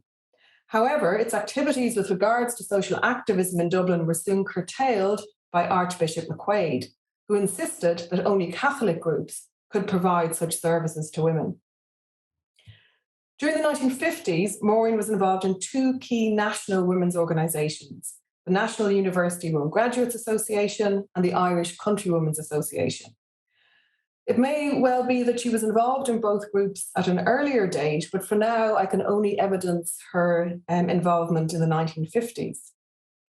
So from the slide here, you can see that she is listed as president of the Women Graduates Association for 1951 to 1952, and at the same time she was president of the UCD branch. Alongside her in this image of former presidents are some much more well-known figures in Irish women's history. Alice Oldham, Professors Mary Hayden, Agnes O'Farrelly, who was a founder of Cumann na mBan, and interestingly a close collaborator in promoting the Irish language with Maureen's uncle, Owen McNeill, and Professors Mary Mackan and Professor Mary Mackan, and Mary Mackan and Mary Hayden were among the founding members of the National Council of Women. So this again highlights the interconnections between women's groups at this time. As an aside, I just wanted to say that I found this image of my grandmother and listed as president of the Graduates Association when I was researching my MA back in 1988 in the UCD archives. And that's when I discovered that my grandmother was involved in the groups I was working on, which really was one of those kind of rare magic archive moments. So the Women Graduates Association was first established in 1902 and is perhaps best known for its activism during the 1920s and 1930s, campaigning against gender discrimination in the Irish Free State. The association set up an employment bureau for women graduates and spoke out in favour of equal opportunities in the civil service, where a marriage bar had been in operation since at least 1924. The Women Graduates Association, in conjunction with the National Council of Women and the Irish Women Citizens and Local Government Association, protested successfully against the 1925 Civil Service Amendment Bill, which sought to exclude women from taking exams to qualify for the higher grades of the civil service. The Women Graduates Association also played a leading role in protests against discriminatory articles in the 1937 Constitution. Joining forces once again with the National Council of Women and the Irish Women's Workers' Union and Joint Committee of Women's Societies and Social Workers, these groups were successful in ensuring voting rights for all citizens were guaranteed without distinction of sex in Articles 9 and 16 of the Constitution. They were not so successful in altering the wording of the now infamous Article 41.2, which states that a woman's primary duty is to work unpaid in the home. This clause remains in the Irish Constitution. However, following a citizens' assembly, which met in 1920 and again in 2021, the future of the article is currently under review by a special committee of TDs and senators chaired by Ivana Bacik. The second national organisation that Maureen was involved in during the 1950s was the Irish Countrywomen's Association, formerly known as the United Irish Women. Established in 1910, the ICA had up to 70 guilds in rural areas by the 1940s and a membership of over 2,000 women. The ICA represented rural women working in the home and on farms and saw itself as a women's movement that provided members with educational opportunities, friendship, leisure activities, and skills training. It schooled its members in the vocabulary of citizenship through weekly lectures and talks on topical issues, and encouraged women to get involved in local government and to campaign on issues impacting on women's lives, for example, the provision of school meals and local healthcare services. The ICA had close links to the National Council of Women, demonstrating once again the overlapping networks of female activism in the decades after 1922. In 1943, the ICA supported Hannah Sheehy Skeffington's unsuccessful campaign to be elected to the Dáil, and Hannah ran on an agenda highlighting women's welfare and equality issues. And by the 1960s, the ICA had 498 guilds and some 15,000 members across the country. And of course, it continues to still be very active today. So my grandmother was a member of the ICA's Dublin Town Association and supported the work of the ICA in promoting women's educational opportunities with a particular focus on Irish language and literature. In 1953, she was elected vice chair of the ICA Residential Courses Subcommittee, later renamed the Greenon Committee. It was this committee that oversaw the successful purchase, with the financial support of the Kellogg Foundation, and the opening of the ICA's residential college, Greenon, in County Louth. And you can see the beautiful building there on the slide. The new college was officially opened in October 1954 by the then President of Ireland, Mr. Sean T. O'Kelly. The college, modelled on the British Women's Institute movement, Stenman College, was the first residential adult education centre in Ireland. The new college provided women with the opportunity to engage in a range of educational courses, and of course to have a break from the daily duties of home and family and work. So I want to conclude now by returning to that image of the fury, the harpy, the die-hard, and the hysterical woman, so frequently and vividly used to describe anti-treaty women in the early 1920s. I want to place that image in sharp contrast with the life lived by my grandmother during the formative decades of the new Irish state. Despite her rejection of the treaty, she remained committed to providing educational opportunities to Irish citizens through her work as a teacher, examiner, adult educator, and champion of Irish language and culture.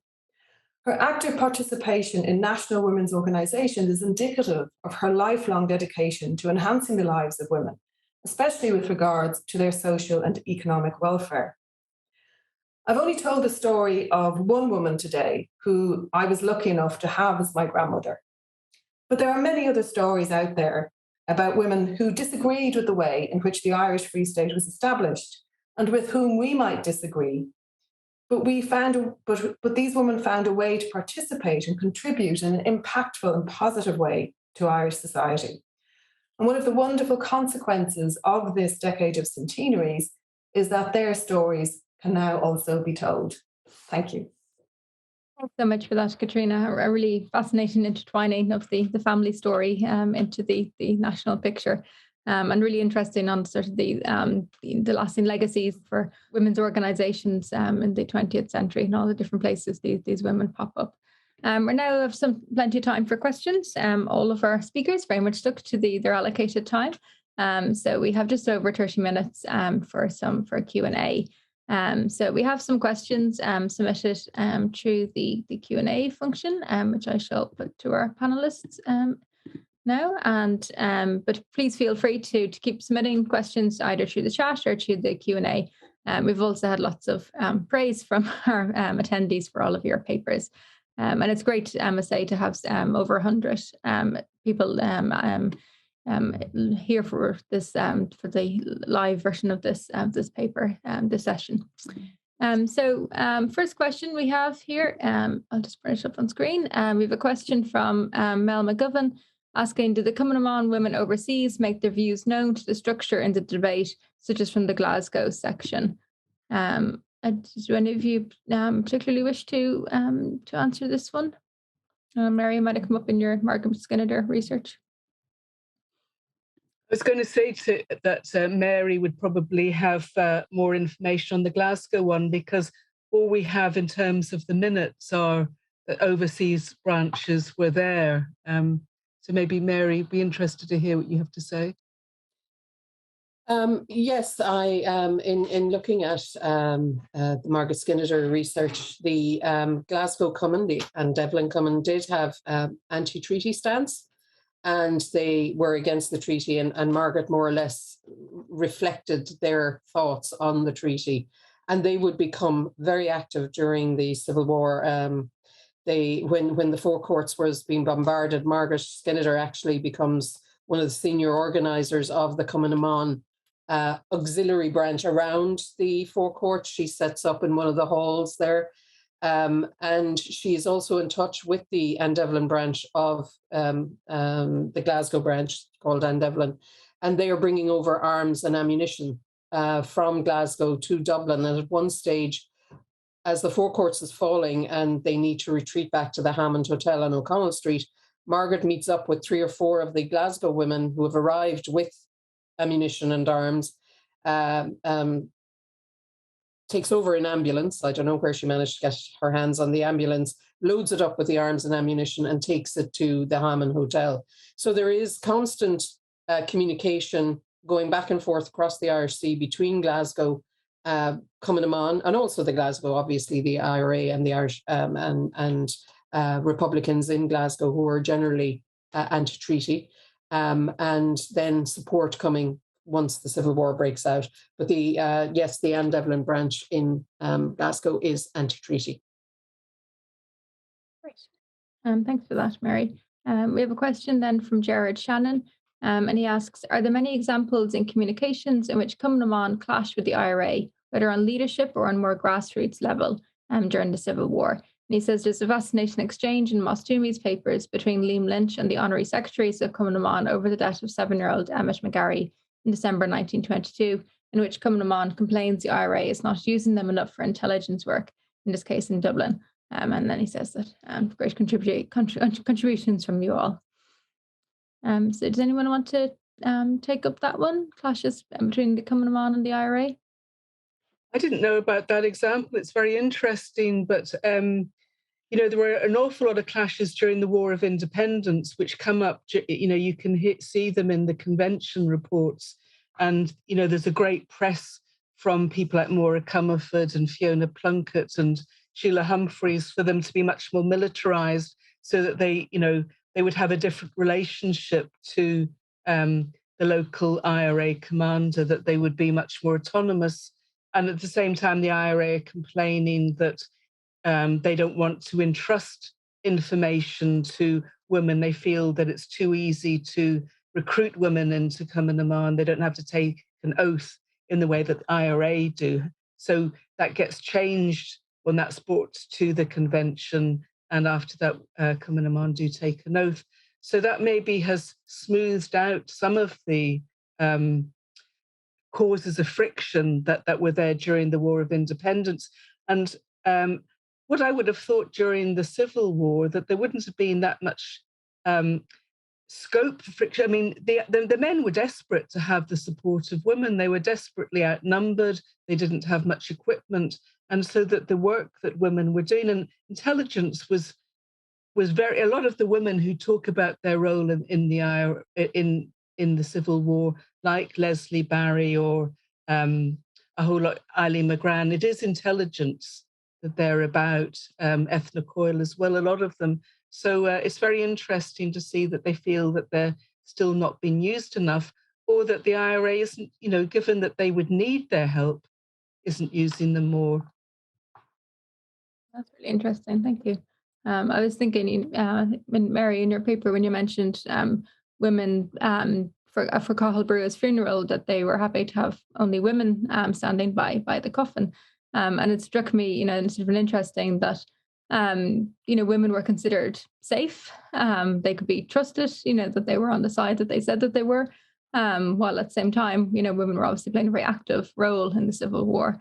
And yet there's still, some sort of gender dynamics there going on about, who is trustworthy, or, perhaps women, willing to subvert what they've agreed to. But I think we also have to look at the debates and divisions that are going on within Cumann themselves, particularly in places like Cork, and maybe Leeann might be able to talk more of that. I can't see if she's here, where the women in Cork keep the title Cumann, but they're pro-treaty, and then you have this big fight between Lil Conlon and the pro-treaty Cumann and Mary MacSwiney and the anti-treaty Cumann.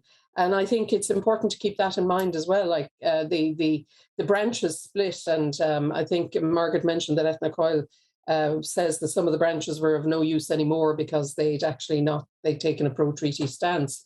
And you can see that in some of the research I've done in Kerry as well.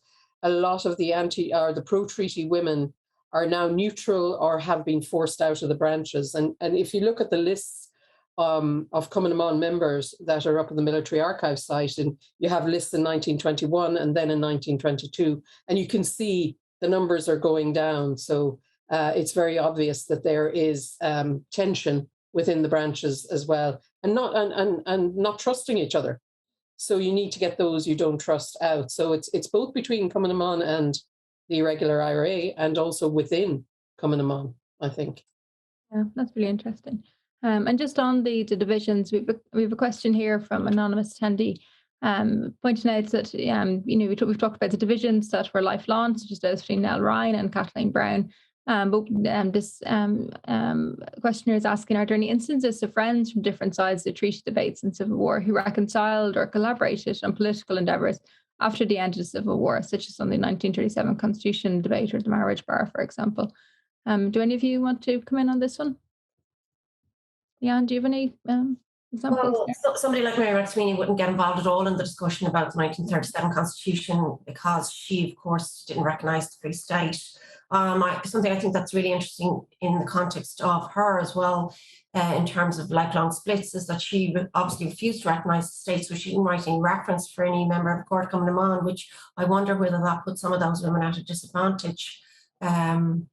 So even if actually the women were anti-treaty, she still wouldn't actually write a reference, and it did elongate the process for some of those women. So I think there's kind of like all sorts of nuances around different, as Mary said, different kind of forms of splits, and I think the implication going on is really important to think about as well.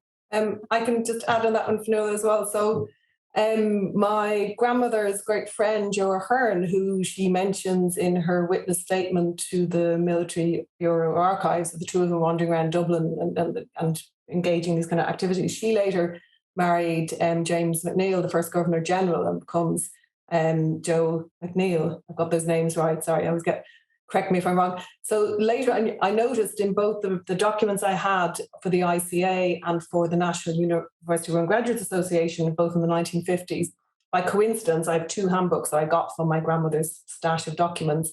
They both mention hosting Joe McNeill at various events. So she was on the executive of the ICA in 1950. She might have been the president, sorry, I can't remember, but they're very involved. So I think they remained friends. It's difficult to tell, but I think they still remained friends. They certainly didn't become enemies. And then I know that my cousin, who I think is here, Eamon O'Kissoy, he mentioned that he thought that my grandmother stayed quite friendly with Ginny Wise Power as well in the aftermath. So I think it was possible to maintain, not in all cases, but probably a different kind of friendship, but still a friendship nonetheless. I think it's interesting that Mary McSwiney, who fell out really, really heavily with Dorothy McArdle, and not over the issue of the split, because Dorothy McArdle would have been anti-treaty as well, but fell out over the issue of Fianna Fáil. Mary McSwiney still was willing to actually give Dorothy McArdle the Irish Republic as prize at the end of the year in St. Eata's, one of the prize givings. So that although they were really, really kind of lifelong after the Fianna Fáil establishment of Fianna Fáil, lifelong kind of antagonist, she still had that kind of ability to be somewhat magnanimous. Maura Comerford mentions in her memoirs that she's about to go to America and she's been smuggled under an assumed name and she's on board the ship, and which is going to England as far as, and then she's getting the ship to America. But Josephina Hearn is on that with her husband, and Maura's trying to keep a very low profile, and she's down in I don't know, second, third class, and they're up in some suite, and Josephine insists on bringing her up and making a big fuss of her. And when they get off in England, she's still with her, even though Maura's trying to maintain a low profile. So I don't know if Josephina Hearn was simply a very gregarious person, or she didn't sort of take a side there, but it surprised Maura, who kind of just had to go along with it because she didn't want to draw attention to herself. Maura also said when I was speaking to her that Mabel Fitzgerald didn't take a pro-treaty side, but it was in a very difficult position because Desmond Fitzgerald, her husband, did. And as Maura said, she crossed the bridge very reluctantly, but would meet people for coffee and Bewley's. Some women had really difficult positions because they might not have been on one side, but their male member, family, husband or whatever, were. So there were those women who were caught in between as well. I think there's some material in Garrett Fitzgerald's memoir about his parents and their how they sort of negotiated their differing political views and what were acceptable topics on the dinner table and so forth. But yeah, certainly a challenge for Mabel at that time, and a balancing between trying to maintain friendships while also maintaining a marriage. We have a question here from Margaret saying that you mentioned that Cumann na mBan members from Northern Ireland were not listed by name. Are there examples of members of either Cumann na mBan or Cumann na Saoirse from the North who suffered repercussions as a result of their participation in the convention? Is this something you've come across? I don't know who was there for the convention, so I can't say. I can, that there were Cumann na mBan members who were arrested because of their activities after that time in 1922 and 1923. For example, Rose Black was arrested in 1923. Winifred Carney was arrested in August 1922, but Winifred Carney was no longer in Cumann na mBan at that time. So, but she was active as a Republican in Belfast. So it's very difficult to know, and it's very frustrating to know that even during the War of Independence Convention, all you get is, in the minutes is the Northern delegate, except for Kay Brady. She's the only one. She's from Belfast, one of the three Brady sisters who are very active, but she's really based in Dublin then. So I think feels freer to be able to identify herself. So that's one of the huge frustrations in trying to look at women in the North.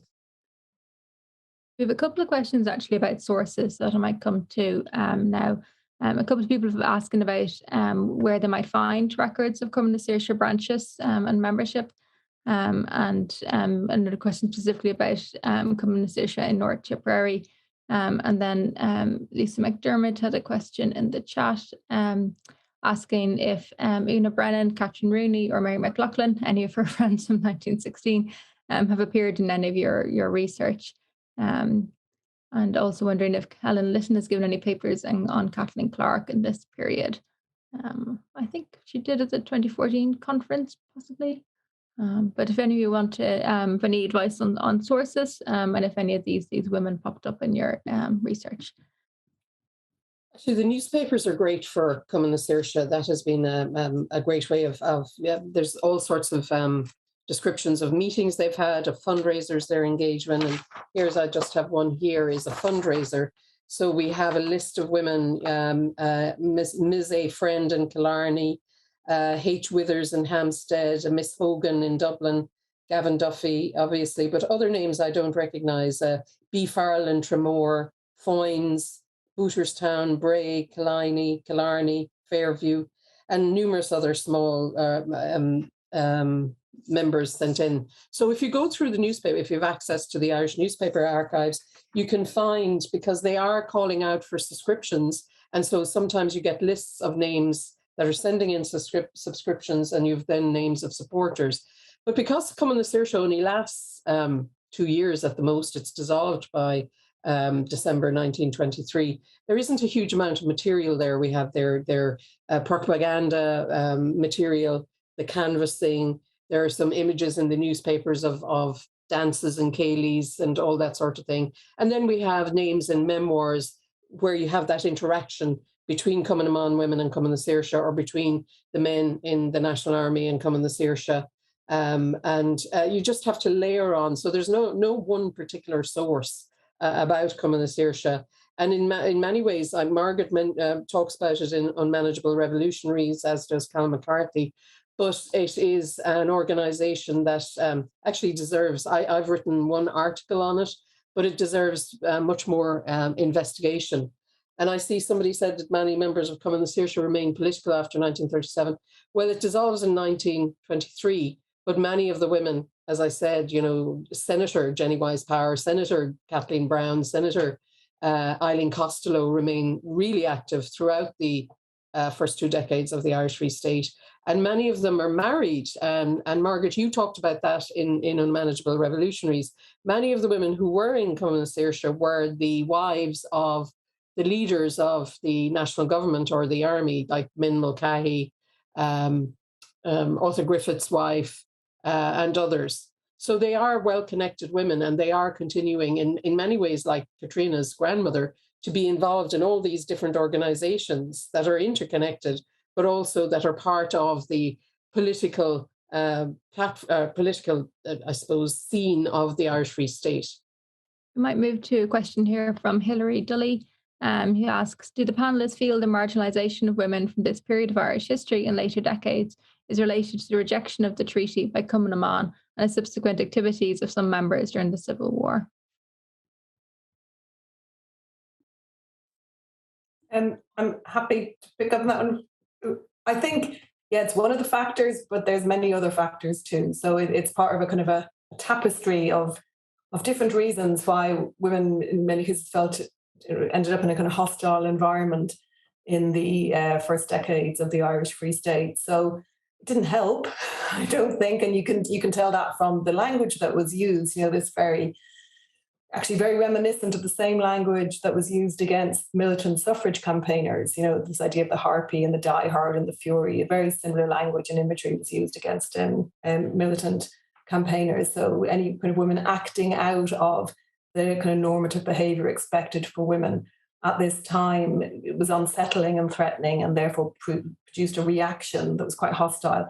But I think the other factors are particularly the Catholic social teaching, very traditional conservative rural society, the economic factors around scarcity of male jobs. All of those factors all together, all those ingredients created that kind of not great situation for women in the new state. I think also we need to think of poverty and, the difficulties that women had who were on the anti-treaty side. Just taking Maura Comerford as an example, because her terrific memoir is published now, but she talks about, scraping a living, trying to set up a poultry farm in County Wexford, and how little money she says, that, she was so malnourished that she just didn't have the energy. And when she did have enough money to put some petrol in her motorbike and go up to Dublin, that was rare, So women moved out of being involved in the political sphere, a lot of them. And those that stayed in Cumann na Mon, like Sheila Humphreys and Ethna Coyle, were really hidebound by the constitution of the organisation, because they were supposed to be there as an auxiliary to the men. And as Ethna said to me, but if the men weren't doing anything, we didn't have a role. And you can see them in the 1930s in particular, trying to have a role, trying to develop some kind of socialist critique of the Irish state. But because, like Leeann would say with Mary MacSwiney, because they couldn't recognise state structures, they couldn't get involved in any of the other movements that Caitriona's talked about, of women getting together to fight against the misogynistic laws, Cumann felt that would have been something completely outside of their constitution. So in that sense, a lot of them became irrelevant to the struggles of women day to day. On that note, I just think it would be kind of interesting just to think about the fact that Mary McSwiney, yes, she wasn't actually participating in any, as you say, Margaret, of those debates around the position of women in the state, but she was actually educating women in Scoilta, which was a very progressive school in Cork. And she was very proud of the fact that quite a number of the girls in the school went on to third level education.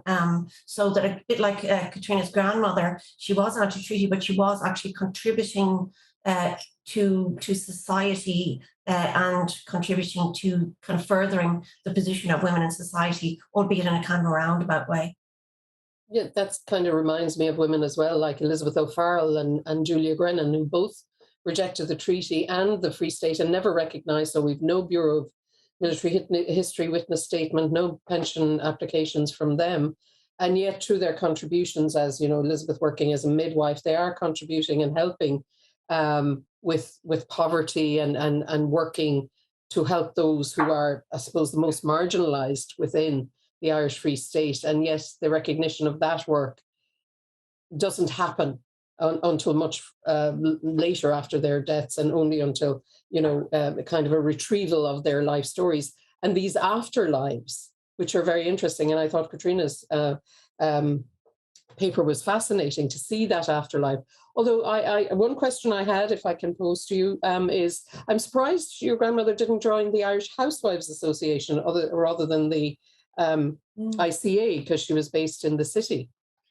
Yeah, I agree. It is a puzzle, and you know, considering she identified as a housewife on her passport when she was in her 60s. So yeah, I know, unless she did, and we don't know. I mean, as I say, the information I have on her is very fragmentary, and there's an awful lot of gaps. And for years I've been saying I wanted to do some more work on her. And then this opportunity that you presented me with, Mary, it was just brilliant. I haven't enjoyed anything so much in years.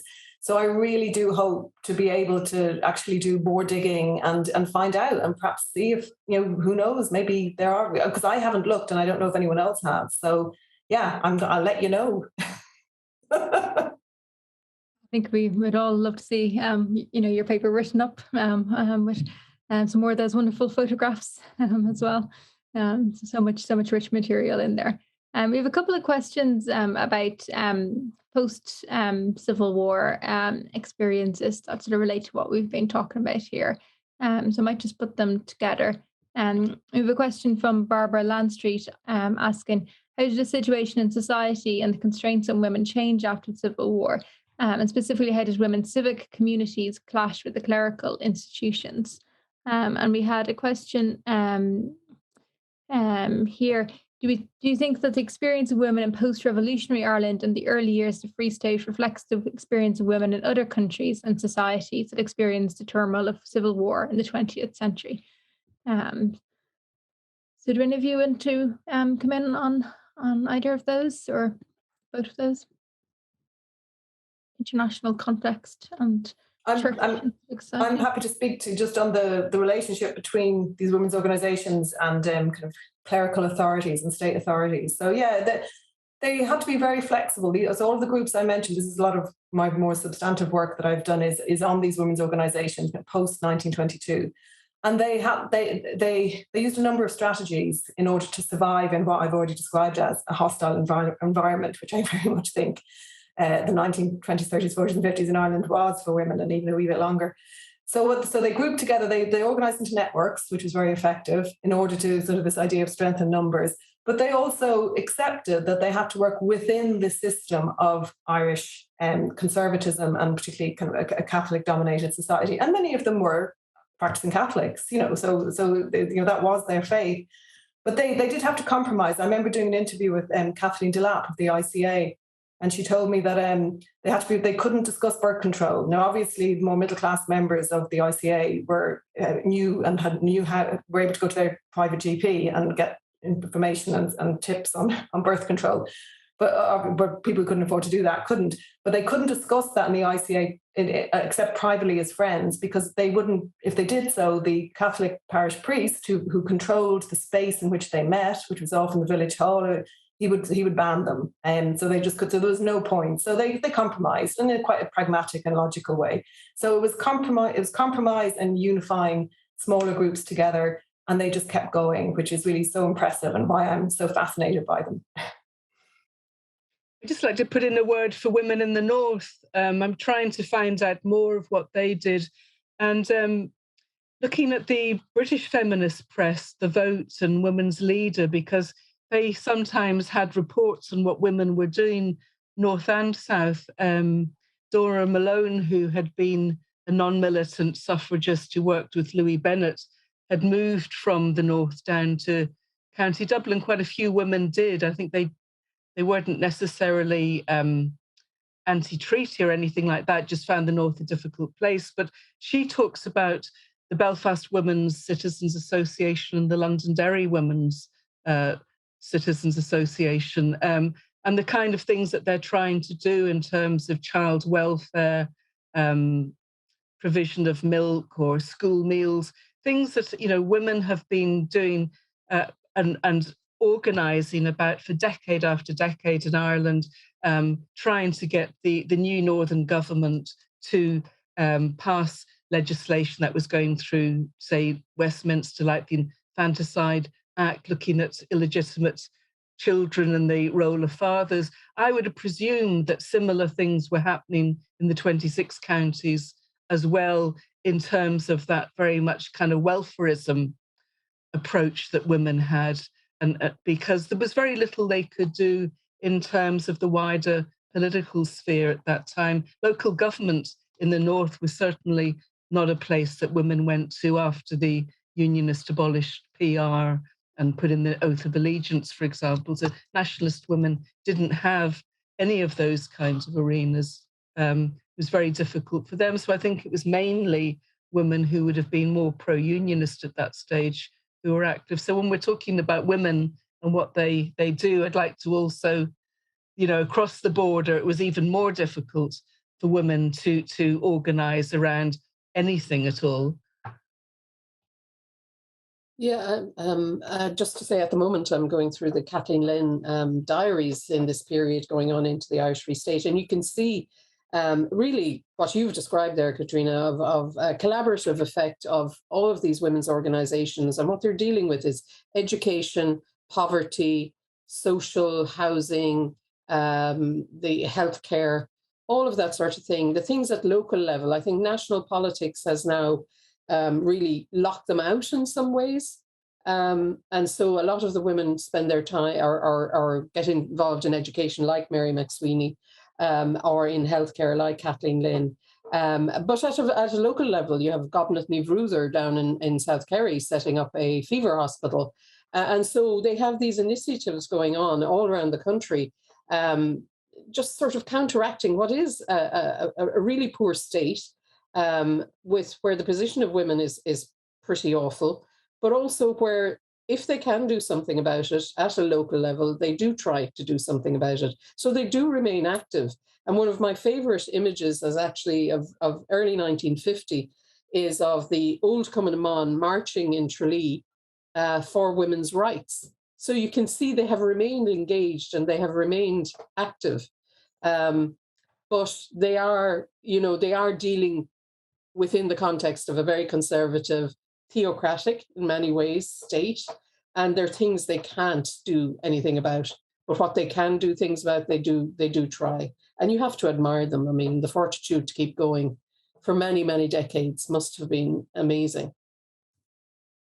Absolutely, yeah.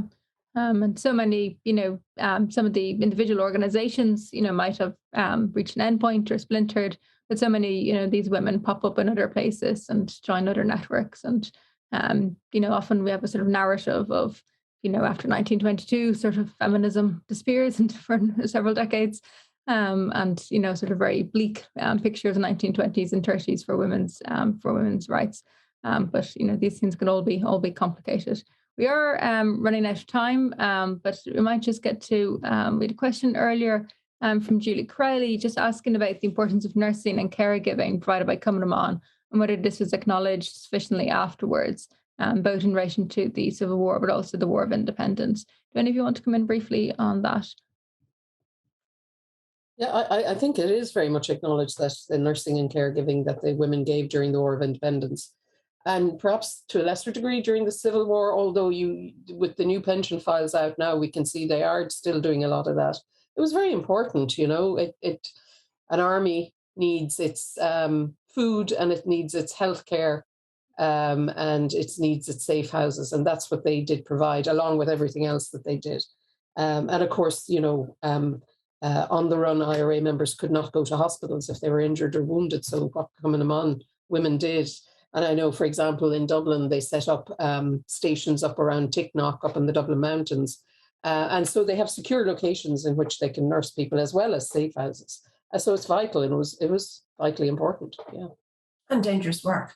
And dangerous work. Yeah. We also, Alison Bowen has been, who is sent from Ada English, has been asking questions about how she managed to get to Japan to recuperate from her imprisonment in Galway jail during the War of Independence. That sounds like a story that needs to be written. So perhaps if any of our speakers do have any possible sources or suggestions for Alison, perhaps they can contact her directly. Alison is talking there about passports, and you have the introduction of passports around this time, because I know Rosamund Jacob was looking for a passport around the period of the end of the War of Independence or truce period, and she did kind of find it difficult to actually get one because she was on some type of a list, but it's around that time passports are coming in. Yeah, and there are passport application in the War Office papers. Yeah. But I don't know if one from Ada in English is in there. Yeah, there can be quite a fascinating source actually, this period. We have had a couple of questions just about the availability of the recording of this afterwards. So it will go up on the History Hub website, where lots of similar recordings are available, and it will also be broadcast on Oireachtas TV. I just want to echo all the comments in the chat just on how really excellent these papers have all been. As many of our attendees have said, it's been really quite moving listening to these women's experiences, and I think it's a really important way of thinking about this period, and perhaps revising of some of our preconceptions about what women did or didn't do during this period, a necessary complicating perhaps of the narrative. So thank you all very much for that. I'm just going to hand over to Mary to say the final word.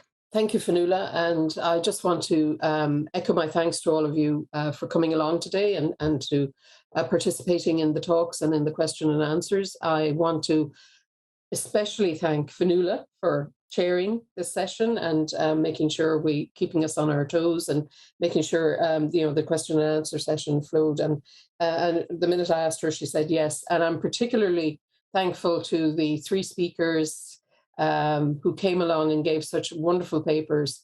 I hope my own was of the same standard as well, but I think from what everyone is saying, everybody seems to have enjoyed it. I really want to thank Mike Liffey from History Hub, considering the experience I had earlier in the week, for keeping us all safe and sound in this webinar and for organising. And of course, Mike will put it up on History Hub. And Oireachtas TV will also get an edited version of this from Mike, and it will be broadcast on Oireachtas TV, but I will let everybody know.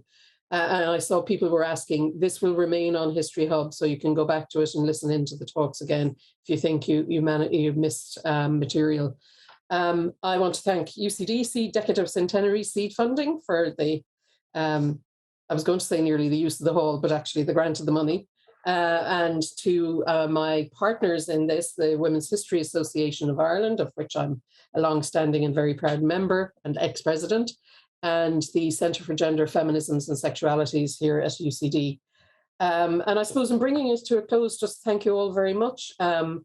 This was to fill in a void where a commemoration of the split in Cumann should have been organised, I would argue, by government or those who are organising this sort of thing. This was a vitally important moment in Irish women's history and in revolutionary history. But I think we have more than filled that spot. And this will remain on record. So thank you all for the speakers. Thank you all to the attendees. And I hope you all have a really good weekend. Thank you, Mary.